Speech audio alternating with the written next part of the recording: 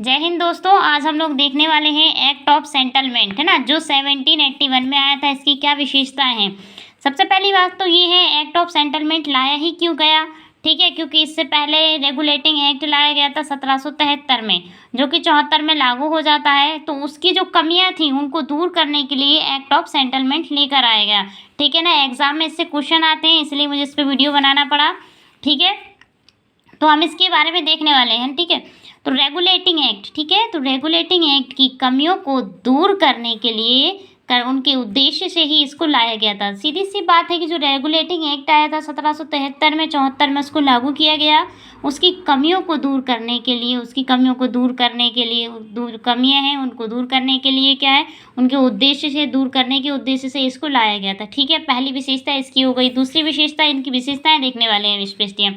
दूसरी विशेषता है इस एक्ट के तहत, है ना, इस एक्ट के तहत कलकत्ता की सरकार, इस एक्ट के तहत क्या हो गया, कलकत्ता की सरकार को, है ना, बंगाल, बिहार और उड़ीसा के लिए भी विधि निर्माण की शक्ति प्राप्त कर दी गई। ठीक है ना, तो इस एक्ट के तहत क्या हो गया, इस एक्ट के तहत कलकत्ता की सरकार को बंगाल, बिहार और उड़ीसा के लिए विधि की निर्माण की जो है वो शक्तियां प्राप्त कर दी गई, जो कलकत्ता की सरकार थी। ठीक है ना।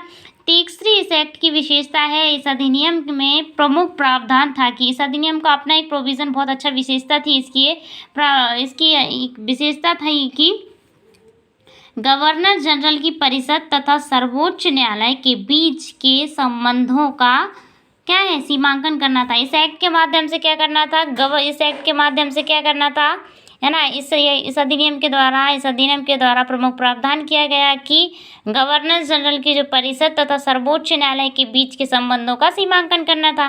तीसरी इसकी विशेषताएं थी कि इस अधिनियम के द्वारा सर्वोच्च न्यायालय पर रोक लगा दी गई कि वह कंपनी के कर्मचारियों पर कार्रवाई नहीं कर सकता, है ना। जो ब्रिटिश अधिकारी थे उस समय, उसमें कहा गया कि जो सर्वोच्च न्यायालय जब बना था, उसके जो न्यायाधीश थे, पहले न्यायाधीश कौन थे, एलिजा इम्पे। ठीक है ना, उनसे मतलब ये उसमें जो कमियां थी उसके लिए ये आया था। सीधी सी बात है। तो इस अधिनियम के द्वारा सर्वोच्च न्यायालय पर ये रोक लगा दी कि वो कंपनी के अधिकारियों पर कार्रवाई नहीं कर सकता। ठीक है, चौथी इसकी विशेषता थी, देखिए चौथी विशेषता को देखने वाले हम लोग।